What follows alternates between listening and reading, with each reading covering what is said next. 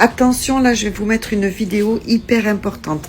C'est une vidéo qu'il faudra montrer à vos enfants. Oui, c'est à vous, parents, de prévenir des dangers aux enfants. Cette vidéo, elle est très bien faite pour qu'ils puissent la comprendre. Donc, mettez-la en favori, partagez-la autour de vous. Regardez, c'est hyper bien fait et très important. Coucou toi, c'est moi Miette et voici mon ami Balthazar. Salut. Aujourd'hui, on va t'apprendre à faire respecter ton intimité. Écoute bien. Pour commencer, parlons du corps. Notre corps est à nous. Personne n'a le droit de le toucher si on n'est pas d'accord. C'est nous le chef. Et maintenant, voici les parties intimes. La poitrine, les seins, le sexe, la zézette ou le zizi, la bouche, les fesses et le trou des fesses, l'anus. Nos parties intimes sont très précieuses. On peut les toucher pour les découvrir et les comprendre. C'est normal et même bien, mais personne d'autre n'a le droit de les toucher.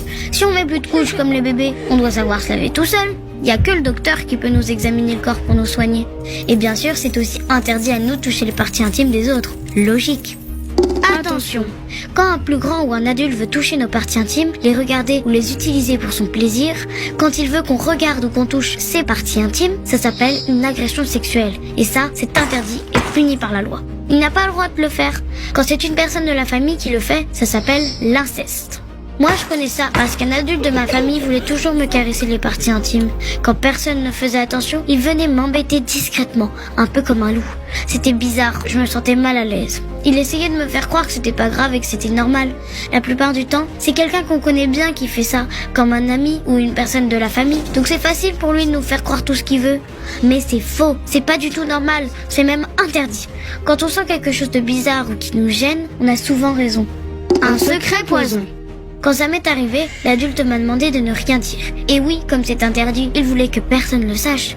Un agresseur fait toujours tout pour qu'on se taise, comme nous menacer de faire mal à quelqu'un ou dire que tout le monde serait triste à cause de nous. Il peut aussi promettre des cadeaux pour qu'on garde le secret.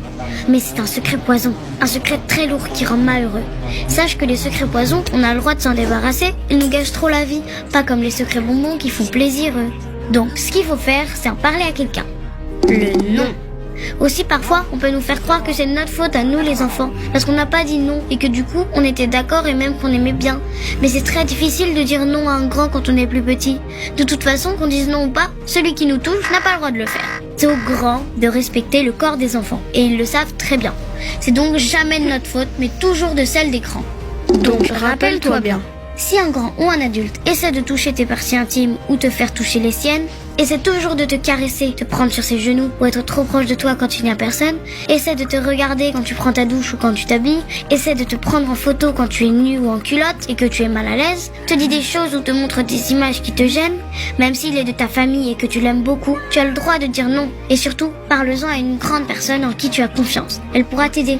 Attention, très important. Si la personne à qui tu en parles ne fait rien pour t'aider, parle-en à une autre personne de confiance jusqu'à ce que quelqu'un t'aide. Tu dois bien en connaître plusieurs, non? Comme ton insti, ta maîtresse, ton prof de guitare, la maman de ton ami, la dame de l'infirmerie.